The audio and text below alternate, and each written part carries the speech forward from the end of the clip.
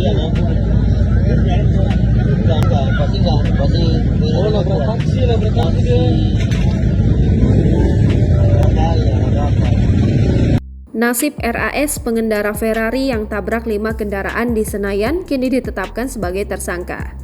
Direktorat Lalu Lintas Polda Metro Jaya menetapkan sopir Ferrari berinisial RAS yang menabrak 5 kendaraan sebagai tersangka. Kecelakaan itu terjadi di Bundaran Senayan, Jalan Jenderal Sudirman, Kebayoran Baru, Jakarta Selatan, Minggu 8 Oktober dini hari pukul 3.30 waktu Indonesia Barat.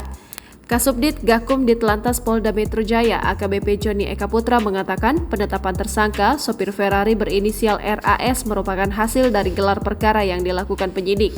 Kami tetap melakukan pemeriksaan secara simultan dan berkesinambungan dan sudah melakukan tahapan gelar perkara dan menaikkan status dari gelar perkara menjadi tersangka, kata Joni saat dikonfirmasi Senin 9 Oktober 2023. Joni menjelaskan saat ini sopir Ferrari tersebut masih menjalani pemeriksaan sebagai tersangka dan dikenakan pasal 310 ayat 2.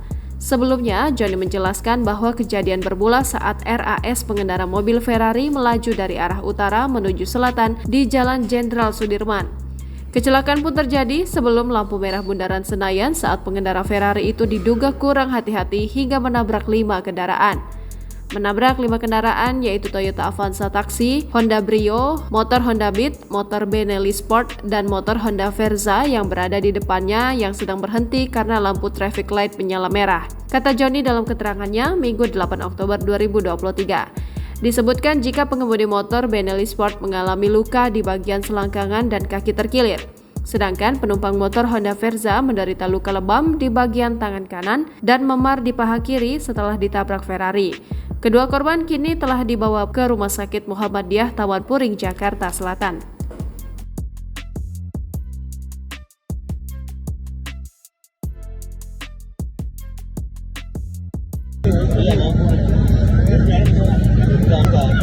Pasti oh nabrak taksi dia. Download Tribun X sekarang, menghadirkan lokal menjadi Indonesia.